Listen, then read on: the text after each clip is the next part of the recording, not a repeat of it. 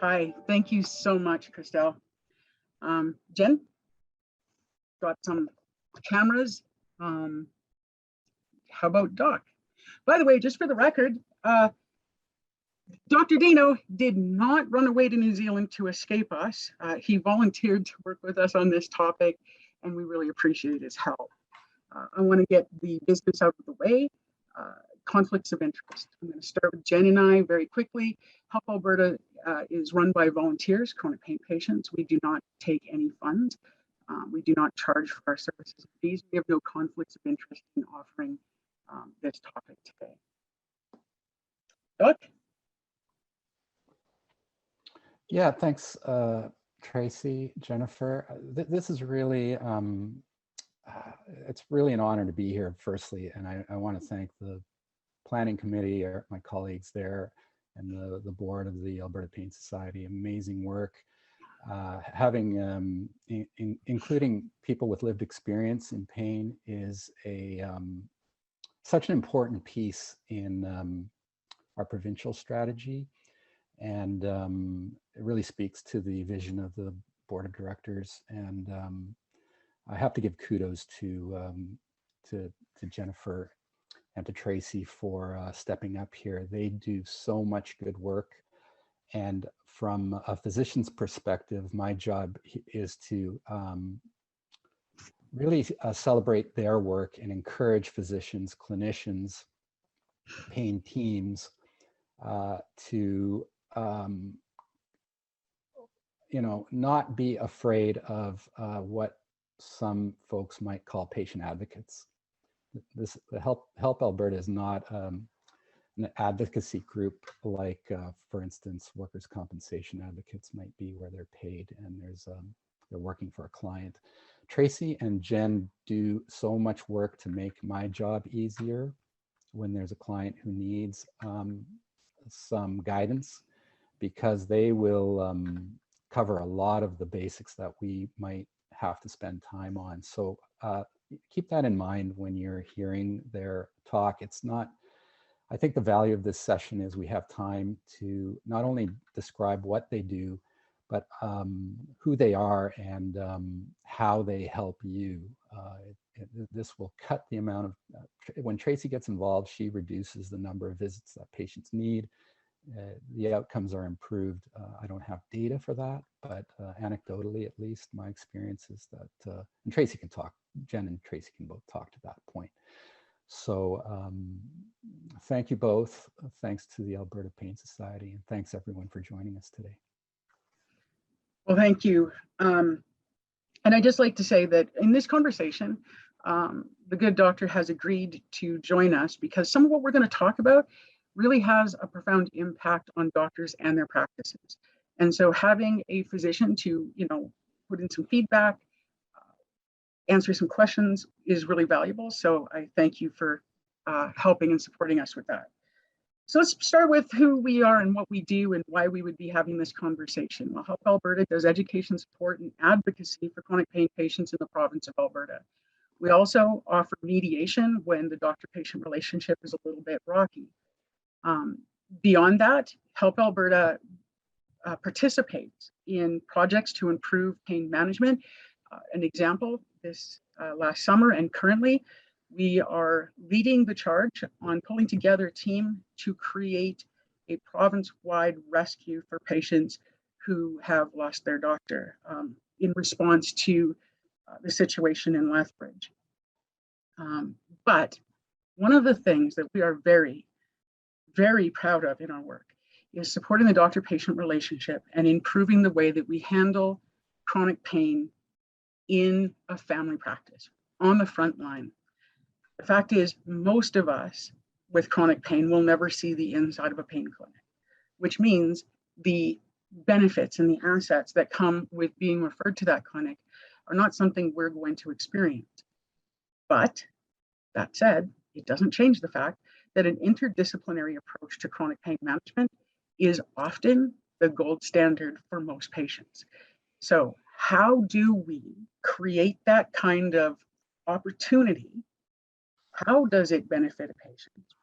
How does it benefit a doctor? And how do we do it without making our already busy and stressful doctors even more busy and stressed. We're going to cover that. I know that you've been listening to people talk for 2 days now. It's been a long time. And this is going to be more of a conversation. Because frankly, when I started, Jen and I talked about how we were going to approach this topic. And the reality is, if you are here listening to us today, I don't need to convince you that an interdisciplinary approach is beneficial. Patients don't need us to convince them that extra support and opportunity is always welcome when we're struggling with our pain. I went out and looked up all the statistics and the research papers and things like that and got all excited about it, and then realized that's not what we do. Help Alberta shows up at an office because a doctor or a patient called us because somebody's struggling. And we sit down and we have a conversation and we bring ideas and concepts that can be put into action. Ideas that can be put into action into that relationship in order to improve the patient outcome and experience, but also, like Dino said, reduce the amount of pressure on doctors.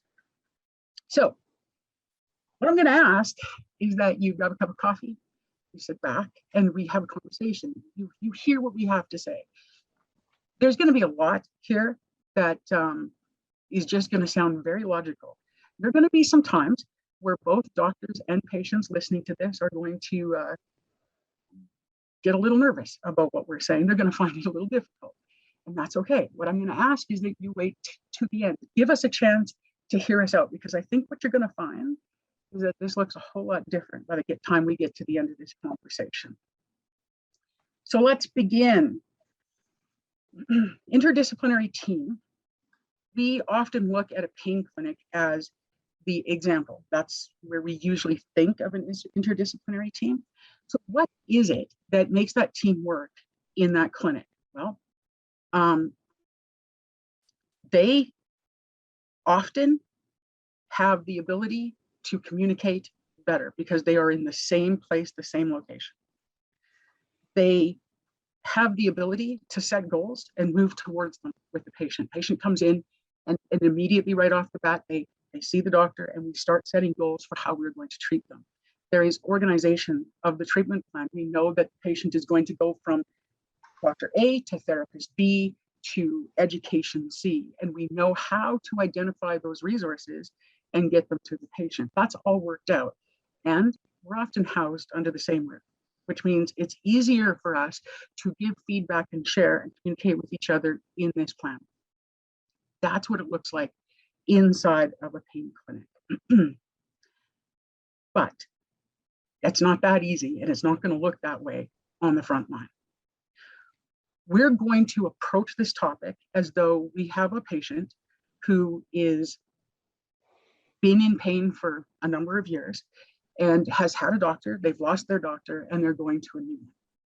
We're going to start with that, although you don't have to have a new patient to begin the changes that you're going to hear us talk about.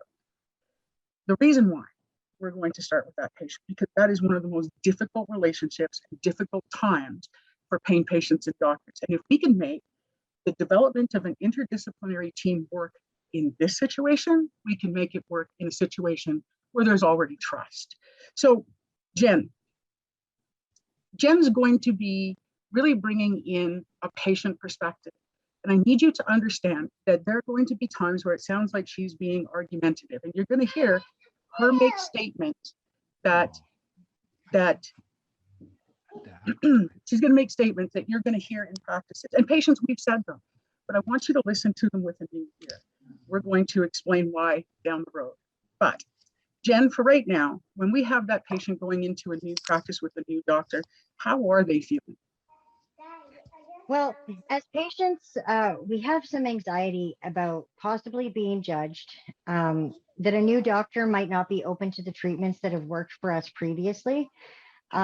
We feel fear of trusting a new doctor and possibly losing another doctor because they don't want to handle our complex health conditions, or perhaps they might retire and move out of the area. And we're skeptical that they will listen to our concerns and barriers in treatment planning. Absolutely. And frankly, that means that as we start trying to build a relationship or a pain plan with this patient, that it is going to be more difficult because of that increased anxiety and nervousness. In fact, we recommend that we don't do that. So, doctor, I was trying to ask him if he could, I'm sorry, can you just give me one moment? I'm sorry, I'm having a technical problem here. I will be right back.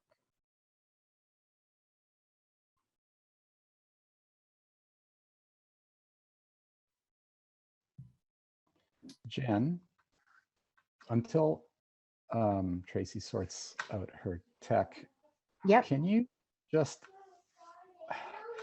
I think everyone understands what you mean when you describe the fear, having a physician change and not having this fear of not having the same kinds of treatments available. Are you speaking specifically about medications or stuff like chiropractic or endorsement of allied health professionals, or all of the above? I think it would be more, having a physician that that we're dealing with regularly, such as a GP.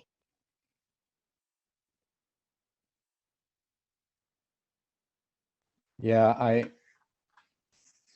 just wonder what did you find that worked then, besides having someone advocate on your behalf? Was there any kind of strategy that you could tell a pain patient who maybe doesn't have someone vouching for them? I mean, and one of the ways would be to learn how to advocate for yourself, right? Like as a patient, learning how to talk to a doctor, how to communicate your concerns and your fears. Sometimes bringing in somebody that you know well, just having that person, even if they don't say anything, just for moral support, can give you an extra, boost or incentive to have that honest conversation with your physician about how you're feeling. And like it, when we've entrusted our physician, our general practitioner to, with our bodies, our lives, our everything, it's a big commitment. So when we lose them for whatever reason, it can, feel a little bit tough, right? Like Overwhelming. As patients, we lose a lot of people in our lives. So, a GP, I would think that would be even more scary. Thank you guys for covering. I really apologize. And I'm just going to be honest with you. I had my laptop plugged in, but apparently it was on the wrong charger. And just as I was speaking, it threatened to quit. Oh, no. So let me get us back on track here. I am really, really sorry. So Dan explained that this patient coming in is feeling really stressed. One of the things we often don't talk about is how our doctor is feeling. And I want to really focus on that moment for the average family doctor who is about to face a new complex patient that is anxious, obviously nervous, and coming into their practice. Doc, could you explain a little bit about how some of the doctors are feeling? I think anyone who has a chronic pain patient who's entering their practice, understands that this might be a more emotionally fueled discussion, or I think, let's be honest. I think we find these appointments difficult, and when we see that coming up on our day sheet, the name of a patient who's on, let's say, high dose opiates, we kind of go, oh boy, this is gonna be tricky, because I may have reviewed the CDC guidelines stating that no patient should be on more than 50 milligram or morphine equivalents, and this patient might be on a triple or quadruple that. And my initial thought is, well, not anymore, but I think from a GP who isn't terribly experienced in managing opiates and chronic pain, their first thought is, I gotta lower the dose on this patient, and quickly. I mean, I'm gonna kill this person. Well, maybe that's an exaggeration, but there's this pressure to immediately change the treatment. And I think this is where the pain strategy, at least in our jurisdiction in Alberta, is so helpful, because, and I hope you mentioned this, Tracy, I'm not gonna steal your thunder, but you know, having the registrar of our college of family physician, of College of Physicians and Surgeons, listen to you and take your experience to heart and establish a safe environment for family physicians to continue to prescribe opiates that are maybe outside their comfort zone. It makes it more comfortable. Absolutely. And that the comfort zone is important here. It's also important that one of the things that you covered, but without using words, is that often in these first appointments, the first thought that we have is about the drugs. It's about opioids, or the risk of having to prescribe them, the fear of it. Because really, if all you have is a hammer, everything looks like a nail. And on the front line in family practice, most doctors don't feel supported. They don't see that there's resources there. And so now we have a stressed doctor feeling like there is no other direction, and we have a stressed patient feeling kind of hopeless. The two of them colliding over maybe a drug, maybe an opioid, that is really a tiny fraction of what it means and what is required to manage pain effectively. So part of building the skills to develop an interdisciplinary team is to approach pain in a more whole person approach, and to give both the doctor and the patient the support that they need. Let's face it, guys, pain is too big for one person. If I, as a patient, could handle my pain without any help, I wouldn't be coming to you. If you, as a doctor, could solve everything and knew every answer, we wouldn't have specialists. That's just a fact. When it comes to pain, this is a complex disease. So, what does this team look like on a front line? Well, the first thing that we're going to do to build the team is probably one of the most interestingly controversial things I'm going to say tonight. We're going to throw out our traditional relationship. An interdisciplinary team starts with the doctor and the patient.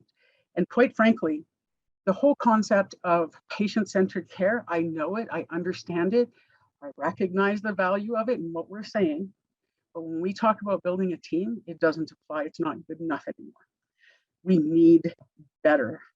And what is going to happen, we're going to redefine it as a partnership. My doctor and I are partners. And the rest of this team will be developed to support the two of us in the management of pain and our goals. If we are not working as partners, then what ends up happening is we find that the doctor is doing it to us and the patient is a passive bystander. The doctor takes on all the responsibility for putting together the team and how it works, and the patient is left sort of following along. But if we are partners, and if this is something to support us together, then there is a better chance that we will have a more positive shared outcome, and both of us will benefit from the effort going into building this team. So yeah, there I said it. It's not good enough anymore for the patient to be the center. We need to put both of us in the middle. It's never as simple as going down the hall to talk to physio, or the other hall to talk to mental health or our education team. It is going to require us to have a creative approach and be a little bit more flexible. Understand that each patient, each region, each doctor, this is going to look a little different. So I can't give you the actual formula. What I can give you is how to think about it so we can creatively find the things we need to put it together. We need to start thinking beyond the normal referrals like neurology and physio and mental health. And we need to start including other supportive therapies in unique and new ways. And we're going to talk about that later. And that's going to include how we handle things like education and mental health, and maybe adding in something like social services and how we work with our pharmacies. Not all of the people on our team are going to be people. Guys, everybody has got a limited amount of time. There's a limited amount of resources. There are a limited amount of people out there that we can reach. And some regions have more and other regions have less. It is just the way of medicine. So sometimes we're going to have to look to other forms of technology to be partners and supportive in what we do. So in other words, we might have to replace, say, our educational therapist with some videos on YouTube or some really good literature and books. It may not be perfect, but it's better than nothing. And often that's what patients have, nothing. Lastly, it is important that as we build this team, that we make sure that we keep all lines of communication open. You're going to hear me say that over and over. We're going to talk about it later, but communication is key. Jen, when we work with patients, where we help them build a team beyond their doctor, somebody or group of somebodies who are able to support this patient in the management of their pain, what does it mean to them?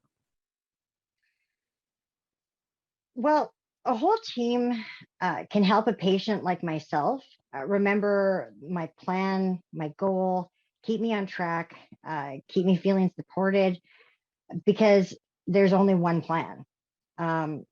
Instead of having professionals that are asking for many individual goals and sometimes they're conflicting, I feel even more like part of my own team, because we've decided to the goals and the plan, and we've all agreed to it. There's so often that we get patients that come to us talking about how their pharmacist said one thing, or their physio's asking for something, their doctor's talking a different language, and none of it is fitting together. We rarely hear that when they've gone to a pain clinic, but we hear it on the front line. And that makes complications and makes it more difficult for us to be able to attain the most out of the treatment that we get. Okay, organization. Docs, you guys are busy. We know that. We understand that. But we also recognize that patients have a limited amount of resources, a limited amount of energy and time as well. So if we're going to make this work, then the first thing we have to do is organize. We have to use our time and our energy wisely. Help Alberta, I gave a talk for the Alberta College of Physicians and Surgeons for the Collaborative Mentorship Network on appointment plans. I'm not going to get into all the details. You can check that out with them. But this talk was about how we can take these first appointments for new patients or yearly checkups on our patients and turn them into a more organized and useful plan. So we are going to have the patient and the doctor sit in a room and both talk about the priorities that we need to address. The doctor may talk about the need to see a physio for whatever treatments that they see there, or a medication review or whatever. And our patient is going to talk about the fact that their headaches have gotten worse, their back is spasming, and their fatigue is through the roof. Once we do that, we are going to prioritize those issues and break them into bite-sized pieces. So instead of randomly tackling them all in one session in a 15-minute appointment, which means there is no real communication and we will get lost, we're going to take two, maybe the sleep and medication review. We're going to make that appointment one. And next week, we will have appointment two, which we tackle the next two things. And this part, we're going to work together, which means we're building that partnership and that communication. It's not just based on doctor wants to cover or just what the priorities of the patient are. So we actually have a functioning plan moving forward. We're also going to take some time to talk about how we will handle emergencies and crises and things like that. That kind of planning is so valuable. And remember, you cannot manage a complex patient in 15 minutes. It can't be done. So let's stop trying and let's start breaking it down into those pieces so we all feel heard and we can tackle it better. Next, we're going to set the priorities and start a plan for attaining them. So our priorities may be to get a medication review. Let's set a timeline for doing that. Let's get it done. When our doctors are going to approach this, they often think about, like I said before, physio, medications, mental health, exercise, and things like that. But when patients do, it often comes across in a way that doctors feel that maybe it's being difficult or defiant or putting obstacles in the way. Jen, can you speak to some of those? Yeah, for sure. Things that patients are worried about are things like time. We have jobs, we have kids, we have chores to do, expectations at home, money. Some of us are low income. And so, that is part of travel time too. I mean, if we can't afford gas to go back and forth to appointments because we don't have money, what if we don't have health insurance? Like all of it, even travel and the ability to sit for long periods of time. I know for myself, I live out of town. So getting to an appointment takes me, depending on where it is, could take me up to an hour to drive there. But for me, I have to stop every 20 minutes and get out of my vehicle because, first of all, it hurts a lot to sit for long periods of time. And I get overly tired driving for long periods of time. So I need to get up and do a stretch and whatnot. So that kind of stuff is hard. And then the ability, the energy that I have to put into any of the goal planning, the physical ability and the increase in pain are all big things that patients worry about when creating new plans that doctors often, we don't feel like they hear us. So when we have a patient who is expressing these kind of concerns, Jen, what does it mean to them that the doctor understands those challenges? Like the doctor understands and hears those challenges? Oh, it's extremely important, Tracy. It's extremely important to the patient that a doctor knows about the challenges and obstacles in our life, because if a doctor doesn't know, for example, that I missed an appointment because my daughter was just diagnosed with a brain tumor, they may think that I'm just avoiding treatment or being disrespectful. There is no medical textbook with my name on it.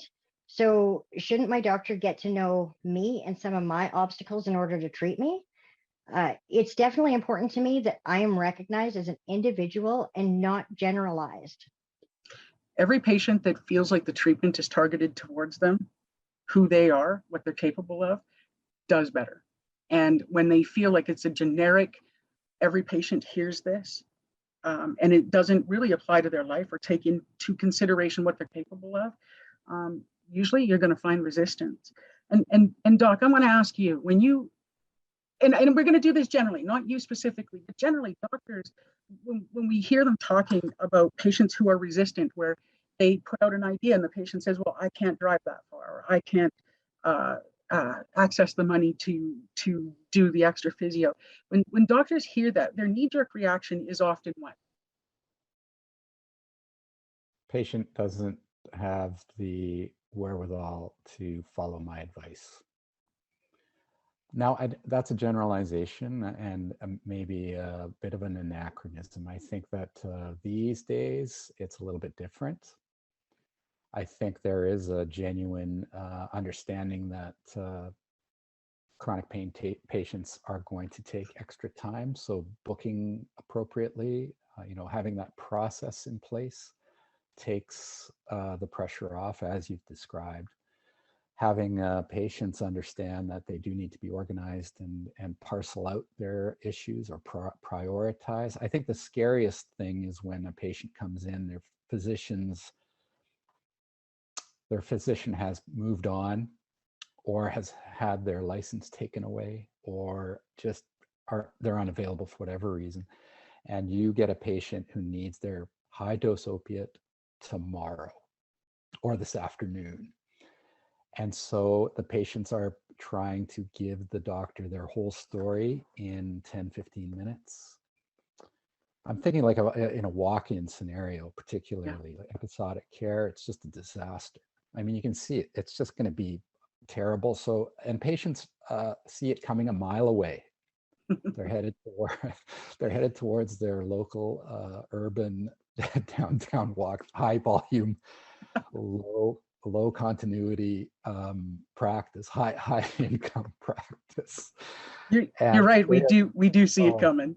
Yeah, and you feel like you're being treated like cattle. I don't think that happens a lot anymore. I'm sure it does, but not like it used to. And I think we're both from patients and physicians' perspective, we've gotten a lot better at trying to avoid that scenario. It's just I'm laughing only because it's so bad. There's nothing funny about it. The thing is, you're not wrong. It is bad, and unfortunately, it is more common than we would like to see. And I know that part of it is that overworked, tired kind of thing, and we're combining stress in a patient coming in. It's important for us to keep in mind, though, that in that initial meeting and in the initial development of an interdisciplinary team, we must remember that part of medicine and chronic pain is motivation. And that requires building that relationship. And we can motivate and assist patients by hearing what those concerns are and not just knee-jerk jumping to it's a defense mechanism. It's important. It is important in building this plan that we also meet patients where they are. We are going to have some patients that are ready to develop a huge team and a big plan, and we are going to have some patients that are going to need to do it small, tiny steps and build the ability and trust as we go on. Having a patient feel free to tell their doctor about those kind of problems will help so much in building this kind of plan. Okay. When we begin to build the plan, it is important that we think outside of the box. Guys, think outside of the box. We are going to throw out a few words. Association, Jen and I. I'm going to throw out something that a doctor might say in an appointment very casually, and Jen's going to give you the quick reaction from a patient. And it's important. It's important that we recognize that the old way of handling topics like this doesn't work anymore in this setting. So let's start here. Dietitian. That is not my problem. Fact is, dietitians are not just for diet anymore, and we need to think outside of the box. Often we only hear of patients being sent to a dietitian when they're underweight, overweight, or struggling to eat. Dietitians can help us with low fat, but they can also help us with low inflammation. And I know a lot of doctors know that that kind of diet can be valuable, but I would suggest that there's a lot of them that can't give me 2 days worth of a meal plan to accomplish that. Dietitians can. Mental health, Jen. It's not all in my head. I'm not an addict. That's true. And quite for a long time, mental health has been used as a weapon. So that's where we start. We think of it traditionally, but mental health can also be used for educating. It can be used to help motivate. You know what happens when a person with lots of money gets stuck in life and is looking at career changes or building a business or something like that? They get a life coach to help them change habits, to help them learn new ways. Well, if we want to learn new ways to eat, new ways to sleep, new ways to think, new ways to move, new ways to engage with our family, what about a really, really good coach? Mental health has so much more going for us than what we normally think about it. Physical therapy and exercise, Jen. If I could exercise, I wouldn't be here. I can't afford it. We often go to physical therapists and we approach it the same way we do if we're going to rehab an injury. The fact is that doesn't work for chronic pain. So why not use our physical therapist to help build a program that can ease muscle tension, that can help assist a patient develop something that they can do at home, that can assess it, change it as the patient develops and grows, and keep giving feedback to the doctor about the success that we're having. That means it's not just about rehabilitation, and we don't just do back-to-back appointments. We spread it out over the year, one appointment every few months while we work on that plan. Exercise, you know, we've talked about this a lot in the past, and we got to start somewhere, but sometimes exercise is nothing more than just getting moving, just getting stretching. And we often think about it in terms of going to the gym or getting on a treadmill, and maybe that's right in some patients at the right time. But we could also look at it in terms of using a smartwatch or an app on a phone to track footsteps, or using a video to start beginning 101 yoga. It's not all going to cost us a fortune, and it doesn't have to be beyond a patient's ability. We can find a way to work with any patient at any ability or level. Pharmacy, Jen. Okay, they fill my prescriptions. You know, when we start with a doctor and a patient in a clinic, and we try to build an interdisciplinary team, the one thing that surprises us every time is how little the doctor and the pharmacist have engagement and how little we use that service. Pharmacists today could be helping us with education on diabetes so that we reduce the impact of neuropathic pain. They can be assisting us with med reviews so that we can look at maybe other options that are available or identify side effects that may be happening. They can help us keep an eye on things like blood sugar levels and blood pressure. They often have education or connection to education programs within the community. Talk to our pharmacists, include them, make them part of the team, because they are more than just filling a prescription. And now the one that brings the most controversy: neuropathic care or neuropathic doctor, sorry, not neuropathic, naturopathic, or things like massage or supplemental care. I don't think there's much evidence in that. Is there? You know, that's what we hear a lot. And we hear it a lot from doctors. Some patients find that that kind of approach under any circumstances does not fit in the way that they think. And a lot of doctors don't even want to discuss it. They don't think that there's much evidence. But let me ask you this. If your patient comes into your office and says, you know, I've decided to go to a naturopath, and he listened, I spent an hour there, and we talked about this and this and this, and he encouraged me to do these kind of exercises or this stretching or that meditation, or he connected me to these other resources within our community. That sounds like a team member that you might want to bring into the team. That sounds like somebody who has the extra time to motivate and talk to the patient. If this is something that the patient feels comfortable doing, then I think it's something that we need to start opening our minds to including. There is a reason why patients keep going back to naturopathic doctors. And if you believe in your heart that it is a placebo, that there is nothing but placebo effect there, I'm not going to argue with you about it. I'm just going to say, I don't care. If my pain goes down by 10%, I don't care. If I feel more comfortable in my body, more heard, more supported, I don't care. And maybe what we need to do is embrace the fact that some of these alternative supports can be valuable with the right patient. So if that wasn't enough, now I'm going to ask you to think even farther out of the box. Because let's face it, that wasn't far enough. Guys, there are people right within our community of medical practices that we rarely involve. And this is from a patient's perspective and an advocate's perspective. When we talk to patients from a family practice, we rarely hear a patient say, my doctor referred me to an OT.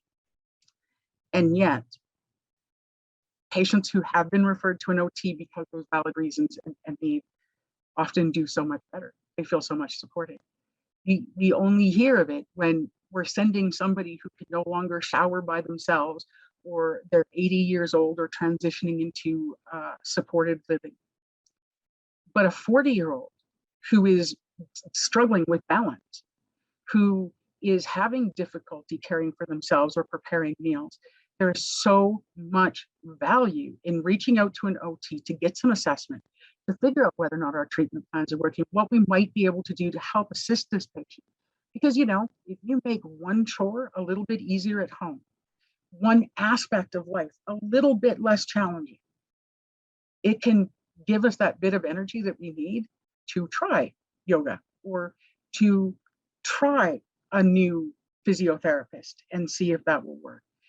Everything counts. The other person we rarely hear is the nurse. And I realize not every doctor's office has a nurse. If it's possible, they are so beneficial. But we do have some PCNs that have nurses within the PCN network. Guys, just a moment here. We need more nurses, please. In every aspect of pain management, nurses are so valuable. One of the most impressive spinal rehabilitation clinics is here in Alberta and run by nurses. Their outcomes are amazing.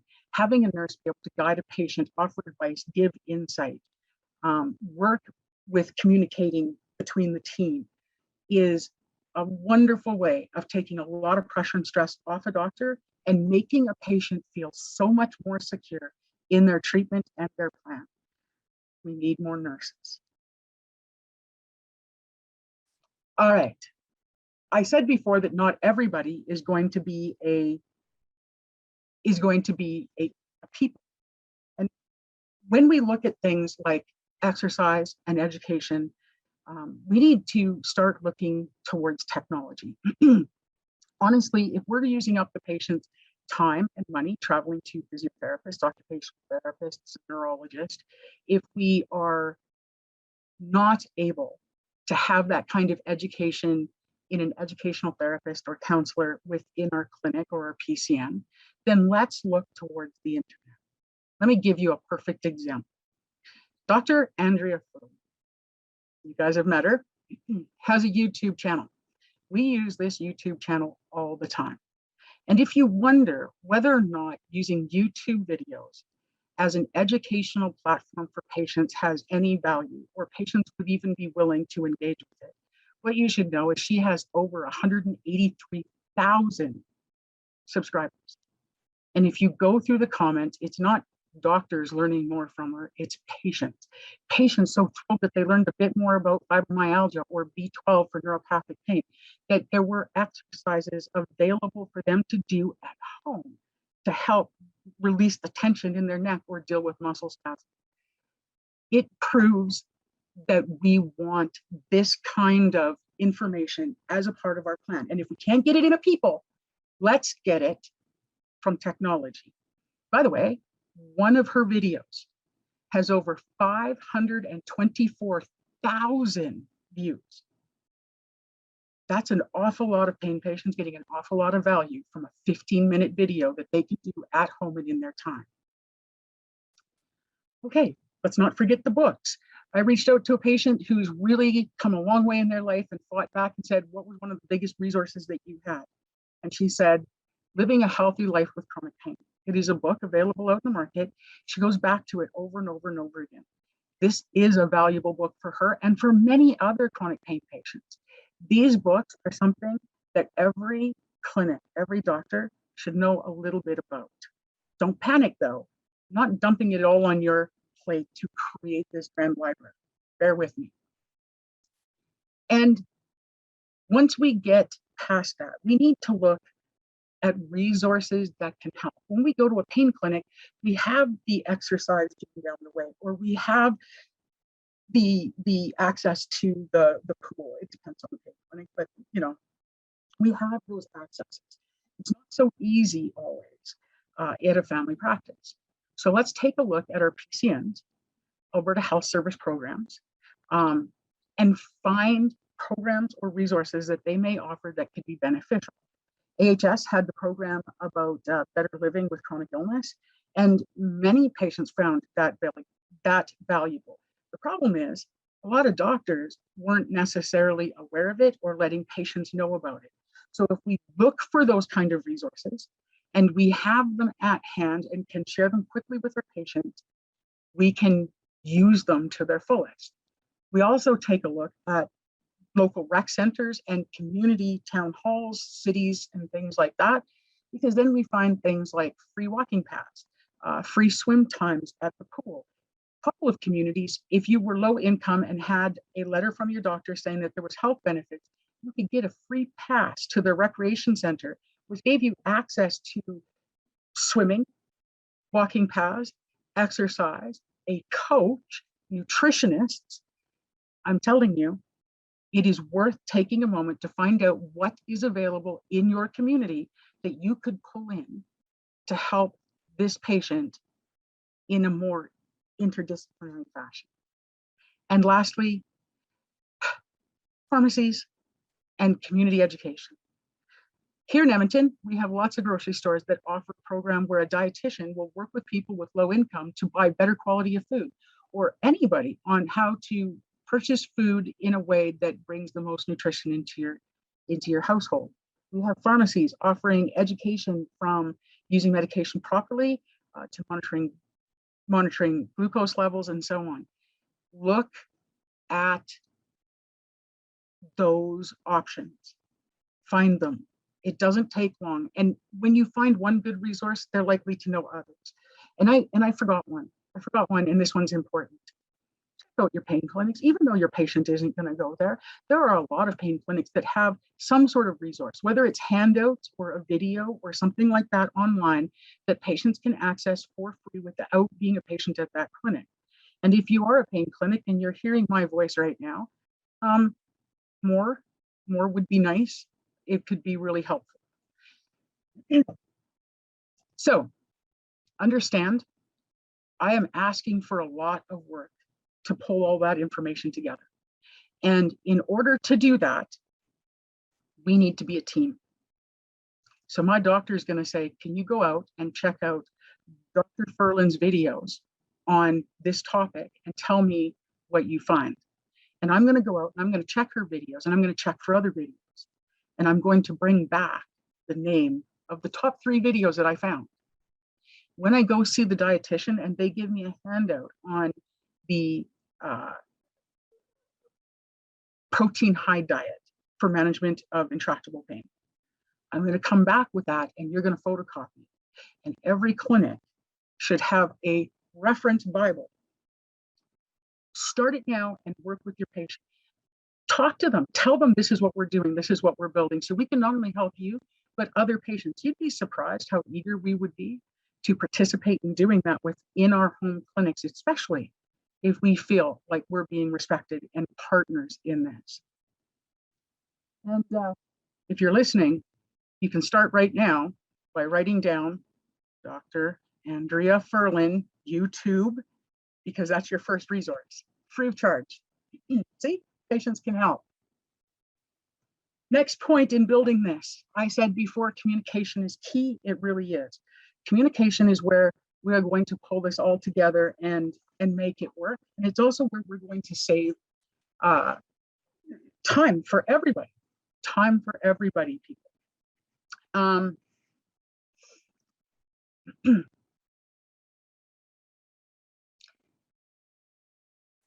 If we communicate well with the people that we pull in, you would be surprised what they can offer. Let's start with the pharmacist, because that one's pretty easy. If a doctor and a pharmacist and a patient were to work together as a team once a month, or maybe once a year, we have a video or phone consult where all 3 of us are talking together. And we really open the door to asking the pharmacist what they can do to help us and really use them for their full potential. It can not only improve the communication between you and your patient, because you know what? I'd rather you be talking with me than talking about me behind my back. And I will understand better what the plan is and what we're going to do. So there isn't going to be a problem with me coming back in 6 weeks and saying, but that's not what I understood. There's 2 people for me to ask, and they can help me understand. But imagine this. We are now a team. We now have a network of communication, and that pharmacist will be able to make a decision to release medication in an acute situation because we've talked about it in advance. It was a plan. We just kept that patient out of an emergency room. They didn't make an emergency trip and disrupt your day. There isn't a phone call coming through the front desk going, please, please, please. And the pharmacist can send you a note at the end of the day saying, this is what happened, and you have it in your file. I guarantee you, you will get more communication and a better understanding of what's going on when you communicate with the pharmacist than from the emergency room that your patient went to instead. We can also use that pharmacist for things like an early release if the patient suddenly has to leave. I can't tell you how many times we hear doctors complain about patients doing that, and patients complaining because, you know what, I'm doing pain management so I can live my life, but now when I have this opportunity to leave on Thursday, but I can't get my medication until Friday, my only option is to harass my doctor. Doctor's mad because they're harassed. Why not use our pharmacist to help us with that? Let's also communicate about what we need for our plan so our pharmacist can go, you know what? I have a program in my pharmacy, or I know of a program that talks about this issue, and let's network that kind of resource to pull that team tighter and use it to its fullest. It works with everyone. It works with the nurse, it works with the OT, it works with physio. It is important that that communication happen. Now, doctors usually freak out at this point and go, I don't have that kind of time. I guarantee you that once in a blue moon, taking the time to have that phone call will in the long run save you more time, build a better relationship, reduce your stress, and improve the outcome with the patient. It is worth taking the time. But it is not the only way we need to communicate. I got an opportunity to watch Pain Clinic work a number of years ago, and they had a paper file that was just notes back and forth, so that when the physio saw the patient, there was a little note in there. It works. It's simple. I, as the patient, hang on to this. But when I go to, say, my physio, and my physio says, you know what, maybe we could get your doctor to give you a little more breakthrough meds so that we can move a little farther. Instead of me having to remember it and report it back, write it in the journal. We can use that journal to get advice or a new idea about medication or what might be a side effect from our pharmacist. Our OT can sketch in, hey, we're doing this, which means that the physiotherapist can look at that and see if there's a way that they can support it. Everybody has a better chance of working together if we're all on the same page. But more importantly, as a patient, I will be able to also keep track of what I need to do, how many videos I need to look, which ones work. I can take it back and share it with my doctor for their Bible, because we're building that together, right? And my doctor will be able to keep track of what I'm doing in my world. It's also a great place to put things like how many steps I've made so that we can celebrate when I've increased, or we can notice trends when it goes wrong, track blood pressure or breakthrough days for migraines. This journal can be so much more valuable than we give it credit for, and it doesn't have to take a long time. In fact, it's a whole lot faster than typing a whole bunch of notes. It is quick and it is simple. So consider that journal to be a valuable central resource in our communication. And as we build our team, let's not forget peer support. Guys, Help Alberta has a support group, but we also work one-on-one with patients. And if there's one thing that we know, there are just some things that patients need to hear from other patients. When I was struggling with how to be a parent, how to mother my children while it was hard to get out of bed or on a high pain day, I needed help from somebody who had already done it. That kind of support is amazing. You take a look at Facebook groups that are available for people to talk on. The amount of encouragement that a patient can get from those groups is phenomenal. And the amount of education we can get is phenomenal that way. It is also possible to create a a peer leader or a patient leader within your practice. If there is a patient that isn't necessarily pain-free, but doing well and has a positive outlook, it isn't necessarily a bad thing to introduce them as a peer leader so that they can help other patients develop their journal, understand why they're doing things, figure out how the office works. That peer support can go a long way to your patient being in a better state of mind, communicating better, and functioning better in this interdisciplinary team. Jen, you are our peer support coordinator. Can you quickly tell us what does it do for a patient? Why is it different than, say, professional support? Yeah, for sure. Thanks for asking. Okay, so personally, I've tried group therapy several times and I've never found it to be useful. I find it difficult to share my issues in a group. I worry that I might be taking away from somebody else's issues or problems. Or often I feel my situation is different from the topics that are being discussed. So, Help Alberta created a patient-led support group. And I run that, as you mentioned, every second Monday. And I find it very different from having a peer-led support group. And this is part of the feedback that we've gotten back as well. It helps patients like myself who are very isolated feel like they're part of a community again. We can talk openly and honestly without fear that our treatment might be stopped or withheld. We share ideas that have worked for us. With everything from struggles with medical professionals to coping with family, expectations of ourselves, and so much more. I just can't sing the praises of peer support enough. I agree.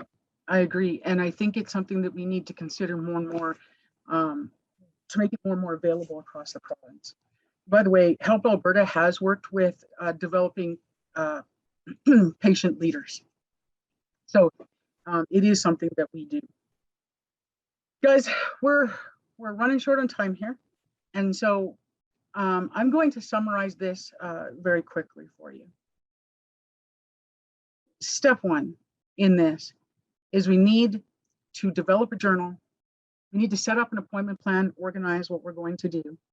We need to identify our goals, then identify some resources, and we need to get very creative about it. We need to look at the resources we have, like pharmacy, physio, OT, in a unique and new way. Ask them to tell you what they can do. Tell them what the goal is and ask them what they can do. We need to work together as a team because, frankly, you need me to go out and figure out where some of these resources are. You need me to share with you so you can share with more patients. You and I together, building this team, means that we are going to support both of us.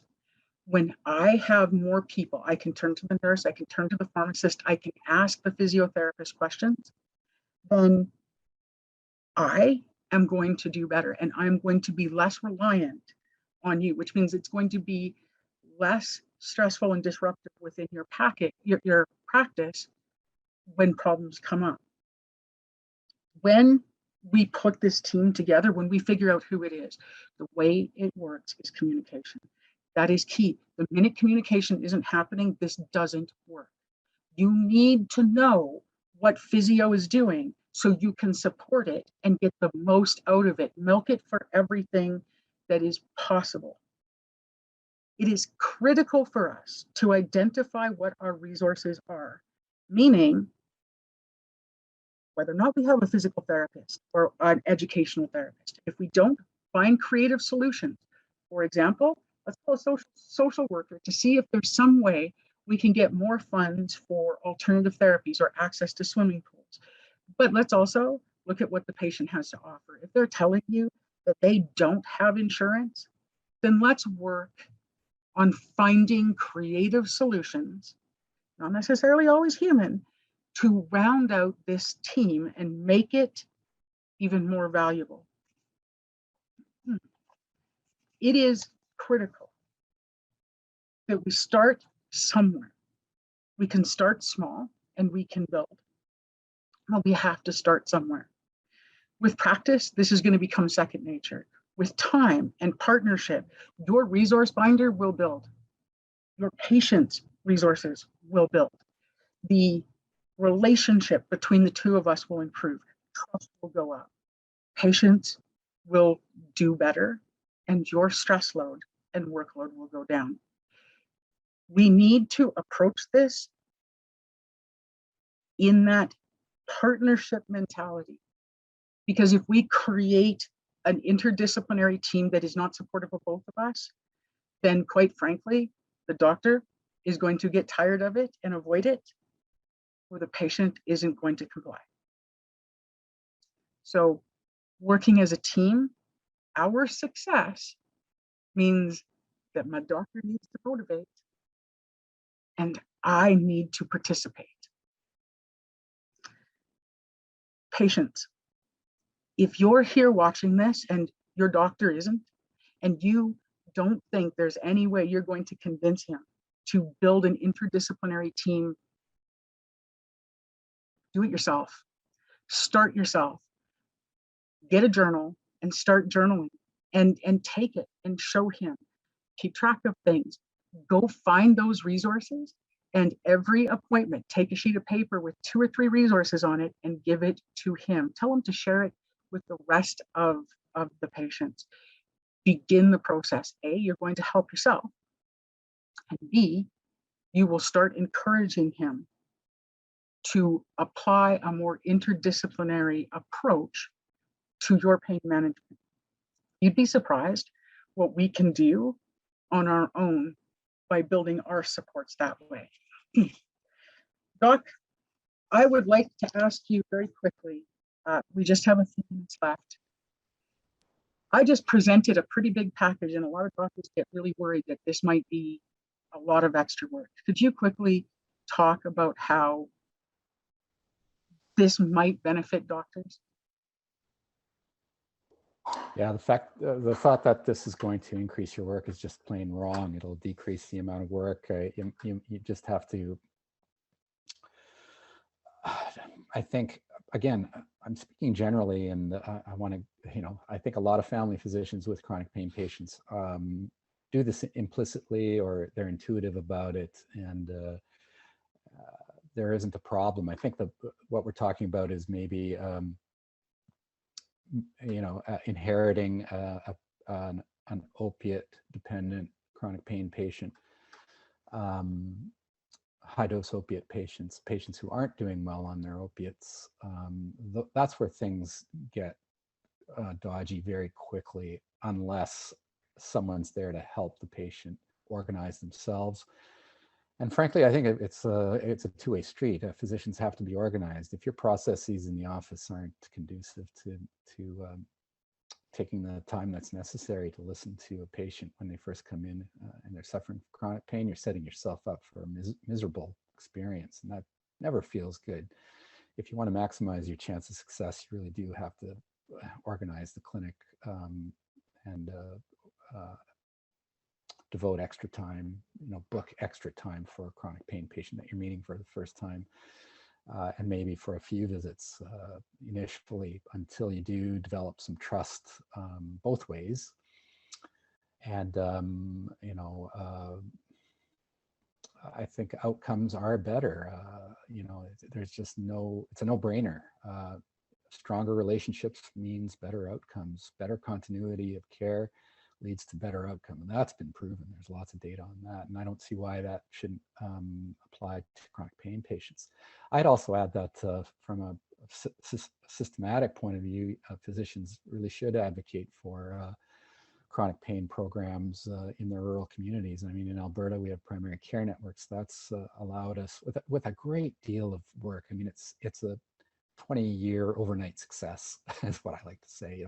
A lot of meetings, a lot of unpaid work to set these up, and then when a tertiary care chronic pain program in a teaching hospital comes out to your community and says, we need help with our wait list because the the wait time is basically infinity, and you can do this, draw on the resources in your community, and it might not be traditional. It might not be, you know, a physiotherapist, occupational therapist, RN, mental health worker, you know, master's level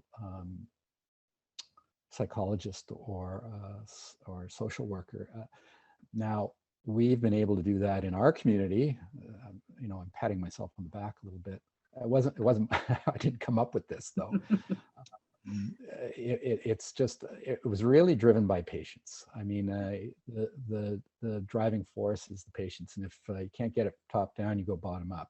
I would also like to kind of illustrate the fact that peer support acts as a relief valve on the system. So once a patient is in our pain program, I don't even call it a pain clinic anymore, it's a pain program, I'm the least important professional on the team. It's a team of 4, you know, and 1 MD, but the other professionals are the ones that do all the heavy lifting. A pharmacist, an RN who does behavioral health, and an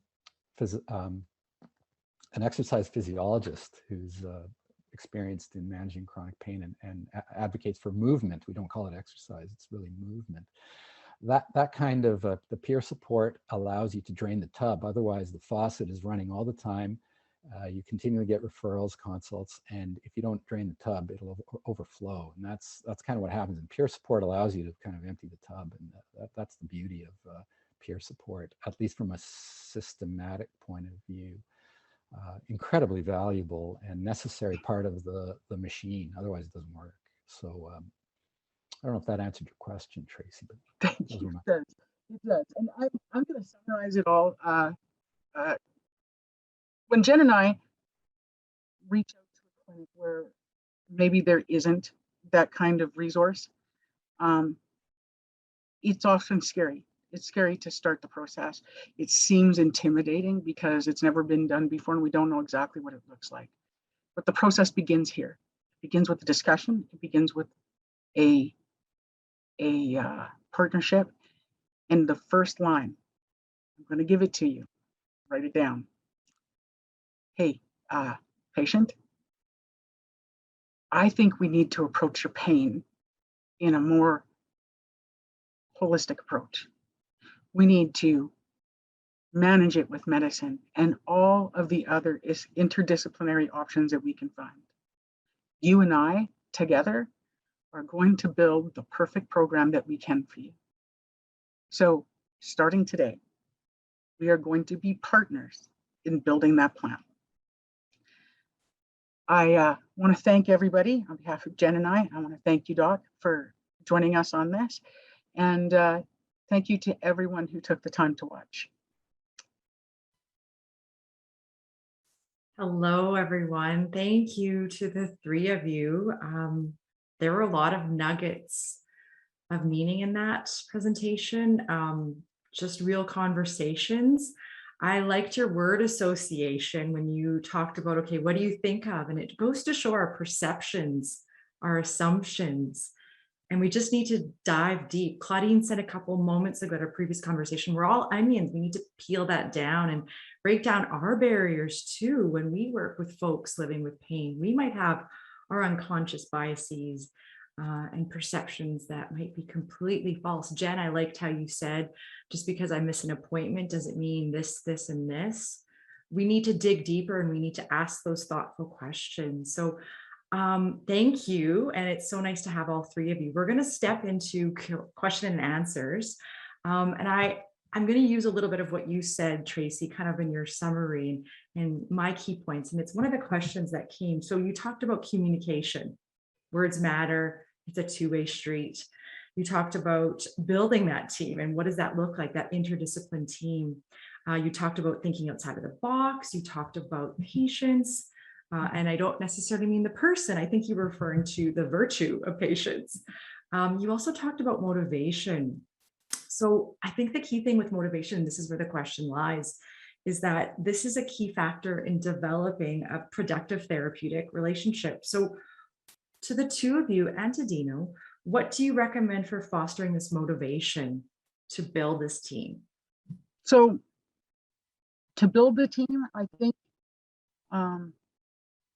if we approach it with the belief that our goal is the absolute best possible management of our pain, the best possible quality of life despite our pain, then anything that may be beneficial in any form should be added into our care. I think that individually as a patient, it's time that we get greedy. If pills were enough, we wouldn't still be in pain. And honestly, if exercise was enough, we wouldn't really need a doctor and a pharmacist, right? So putting it together to give us the best chance is really what we need. And even if we can't get to a pain team, it is possible for us to do better by creating our own team within the practice. As far as motivating the doctor, you know what? It's time saving. It is stress reducing. And the outcomes improve. You know, the one thing I heard doctors say is that rarely do you have the I cured it moment with pain. Like, oh, the patient got appendicitis, I cut it up, they're cured. There's woohoo, there's a beginning, middle, and end. There isn't that with pain. Well, maybe not, but if your outcomes are improving and your patient improving and your practice is improving, there is a benefit. Jen, do you have anything to add to that about motivating a patient to participate? I mean, I think a lot of us are simply held back by a little bit of fear. And, you know, as patients, look, we understand when a doctor is concerned about prescribing opioids. And a lot of us aren't just wanting doctors to throw opioids at us. What we're saying is we're in pain. And even if you've given us opioids, we're still in a lot of pain. And we're naturally motivated to want to get better. We all want to, like personally, I want to be able to run around after my new puppy.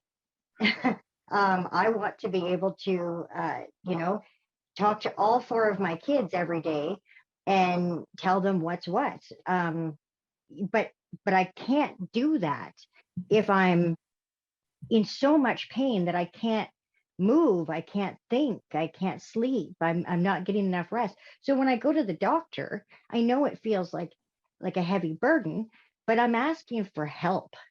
And I don't think, I think we're always afraid of change, but it's not that there's a lack of motivation. That's my answer. Thank you. Do you know any other comments regarding that? No, I think that's spot on, and I think most of us recognize that, and we do want to be part of the solution, not part of the problem. And I think like any relationship, you're going to have ups and downs with patients, whether they're in pain or they're just coming in for their physicals. It doesn't matter. You're going to have sometimes we just have a bad day as well, and you have to forgive each other and carry on. I mean, the pain isn't going away. Tracy, you said it's not something we cure. We try to manage expectations. And I think when you do get a victory, it's important to celebrate those together, and it really gives you the energy, and it refills that compassion, and you want to chase that, those little victories and the improvements that come that are incremental, small, but significant for patients who are suffering all the time. I like that. I like how we can fill our cups up. And I don't know if you have anything else to add, Tracy, but I feel that, what can we do to fill that cup up, and what does care look like? I'd like to kind of move on to another question that we got from one of our participants watching.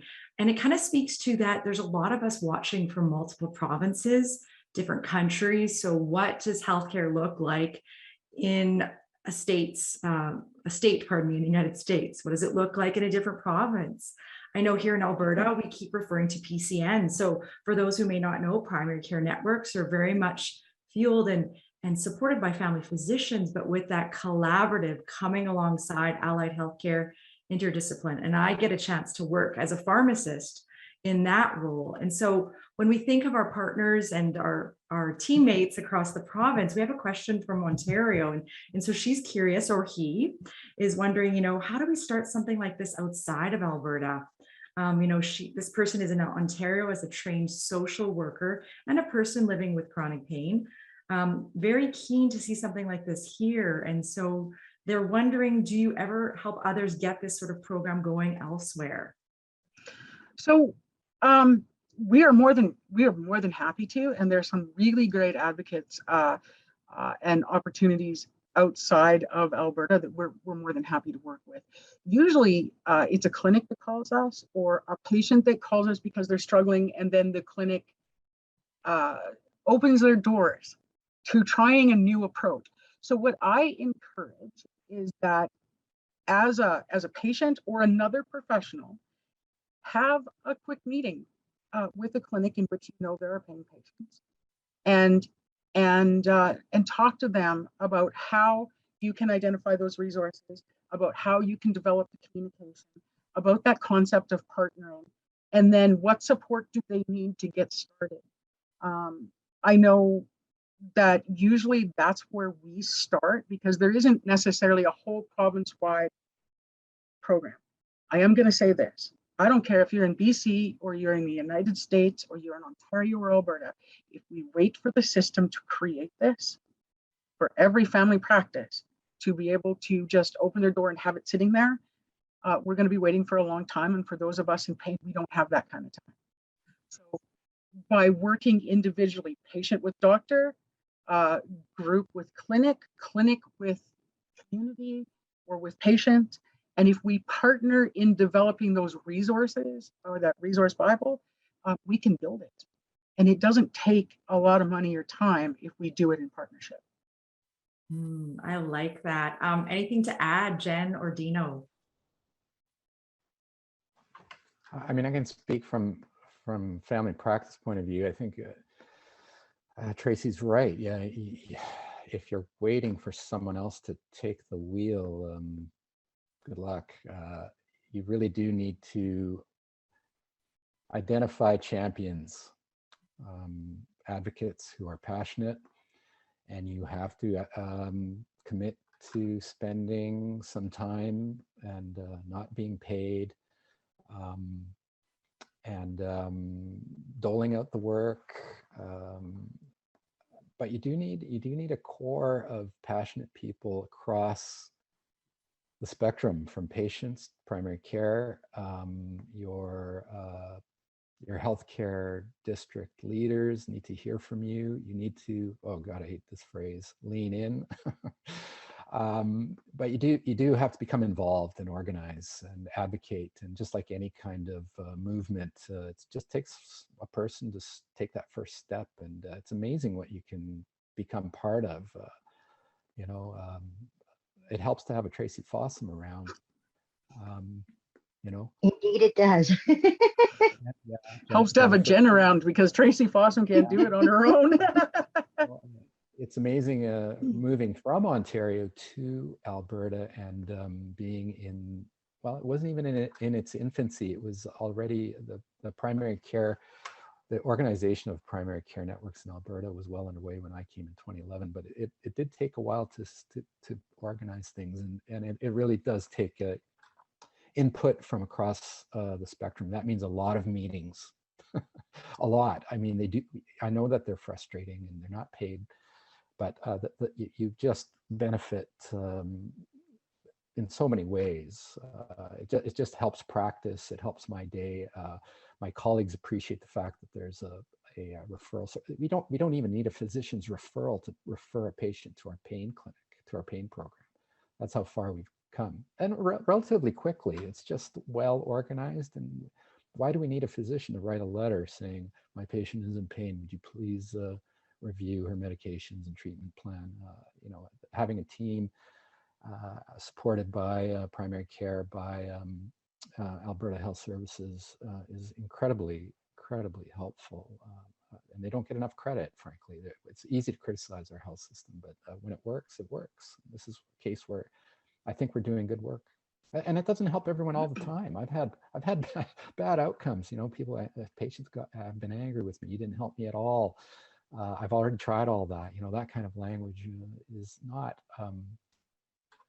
doesn't just disappear. Failure is just part of practice. And hopefully, I'd like to actually speak to that very quickly, because we run into that too. I've tried it all, it doesn't work. And I tried it all, it didn't work.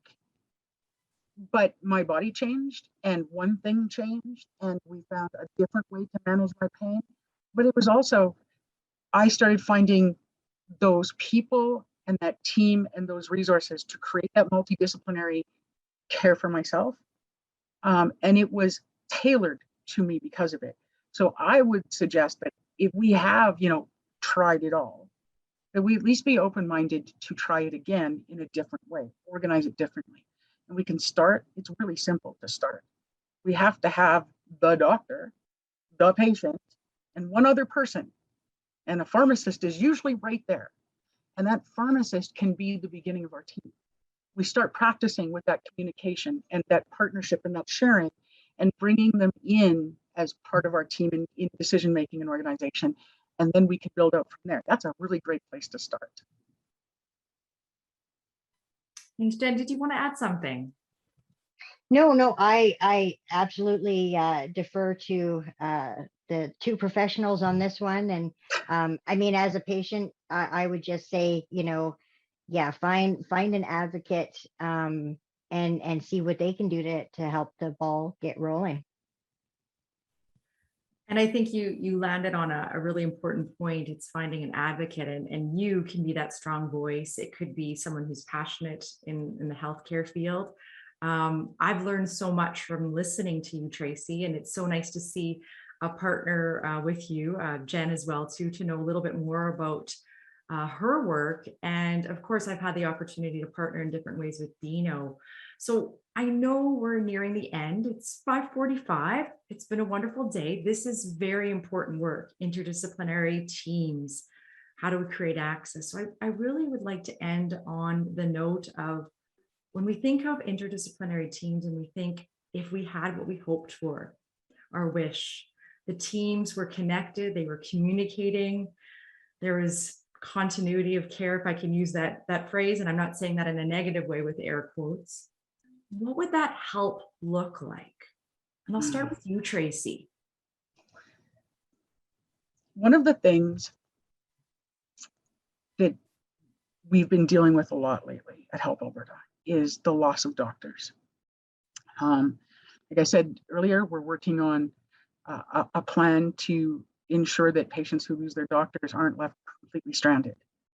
One of the things that kind of work has made really clear to us is that if the only other person on our care team is our doctor, if it's just me and my doctor writes a prescription and all the pharmacist does is fill it, and I never talk to them about what we're doing, what we're trying, where we're going, whether or not I've improved or not.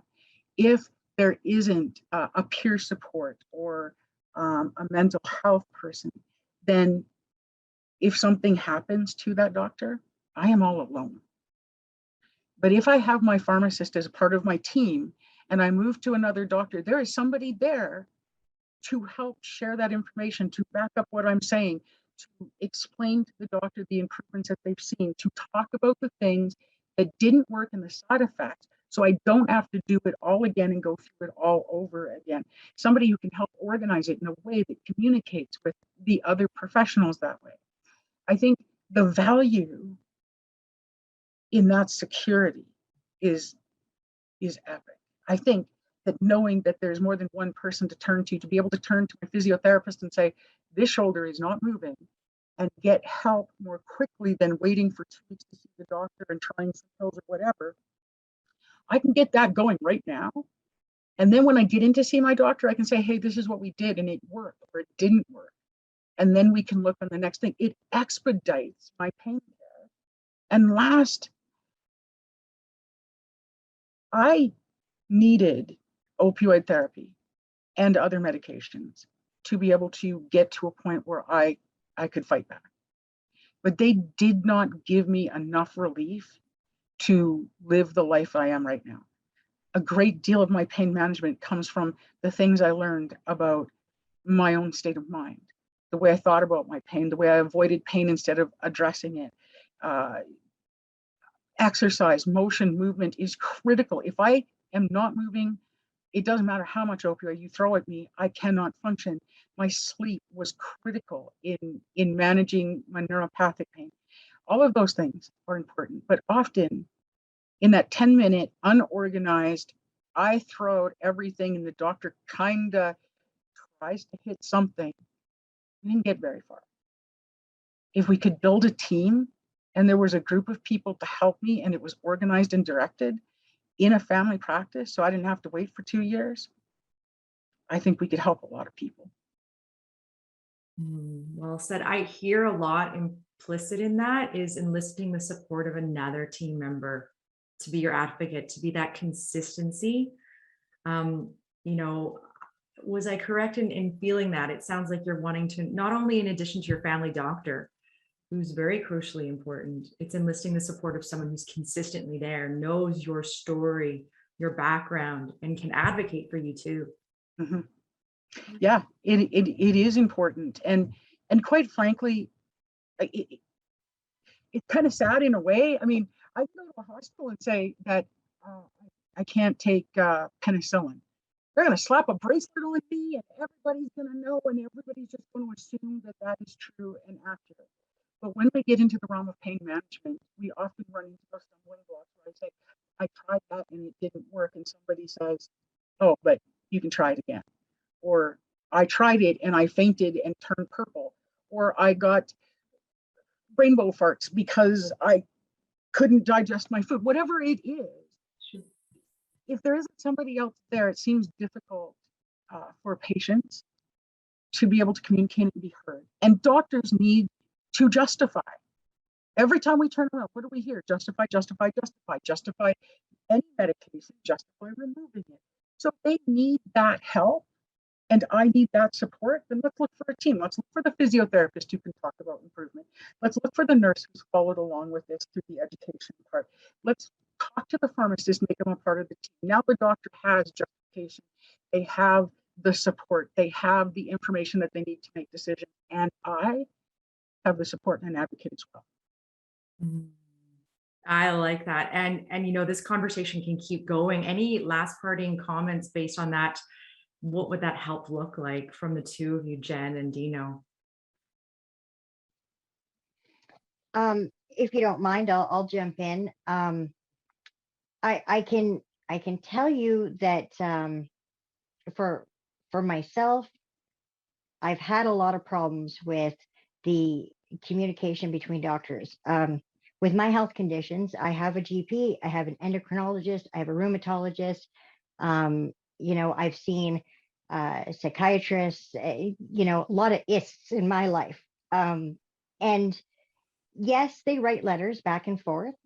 But there have been times that, say, lab work didn't really get reported to me because one doctor ordered it but had CC'd another doctor, and the two didn't really collaborate. And so nobody actually told me that, say, my iron was tanking, you know, things like that. That stuff can be avoided if doctors are talking and working together. And if I have a book and I have access to my records and etc. I mean, I think it's so important to take that active role and, you know, reach out. Also, the pharmacy. The pharmacy being an important place to go. I mean, there are times to get in to see my doctor could take 2 or 3 weeks, you know, whether he's on holidays or booked up. I live in a rural community, so he's a very, very busy man, and I can appreciate that. So being able to use my pharmacy, and my pharmacy is able to make referrals for certain appointments. If I had a skin rash or something like that, they could actually put in a referral for me. That's so helpful. But it would be even more helpful if my doctor knows that the pharmacy did this, right? And we all kind of work together. I have a little book. My doctor gets to hear about it. But I can sum it up really quickly and not take a whole bunch of his time. And I don't have to get upset with my doctor because he didn't give me results when it was somebody else that ordered the test, right? Like, I really think as a patient, it's important. I'm going to add a little bit to that, something that you said yesterday, Jen, and that is in that partnership, Jen can be that critical, instrumental part if everybody's working together. She can be that part that makes sure everybody's communicating, that can share that book. But we have to have an identifiable team and a willingness to work together. Yeah, for sure. All I would add is that as a family physician, we're used to being sort of at the center of all those faxes or electronic communications. And so it really is our job to sort of be the quarterback when it comes to collating all the information that's coming in from multiple sources and making sure that you're able to collect that information from pharmacy.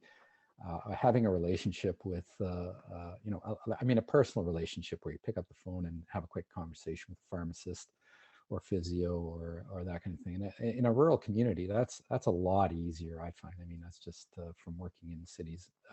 And I think that, well, I didn't want to bring up I never want to bring up Connect Care. I don't know if anyone understands what Connect Care is, but in Alberta, at least, that